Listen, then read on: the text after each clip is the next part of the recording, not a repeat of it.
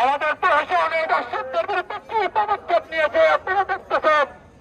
বিগত সময়গুলোতে দেশে যখন আইন শৃঙ্খলা ব্যবস্থা ছিল তখন তারা যে ব্যবস্থা নিয়েছে এখনো তারা সেই একই ব্যবস্থা নিচ্ছে। একটা স্বৈরাচারী সরকার যাওয়ার পরও তারা আজকে এই পুরো বাংলার মানুষের সাথে এই প্রশাসন হাস্যরসের তামাশা করছে। আমরা এই পুরো ছাত্র জনতা আমরা আসলে কোন সংবিধানের কাছে বিচার চাচ্ছি?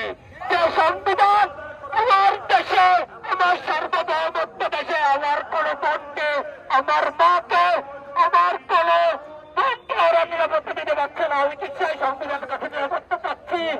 যে সংবিধানকে আমাদের নিরাপত্তা দিতে পারে? পুরো বাংলাদেশে সেনাবাহিনীকে তারা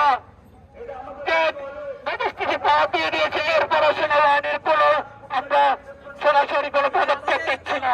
তারা ক্যাম্পে বসে যাচ্ছে, তাদেরকে দিয়ে নিয়ে আসতে হয়। আমরা কি এই জন্য 24-এ প্রাণ দিয়েছি? আবু সাইদকে জন্য প্রাণ দিয়েছে।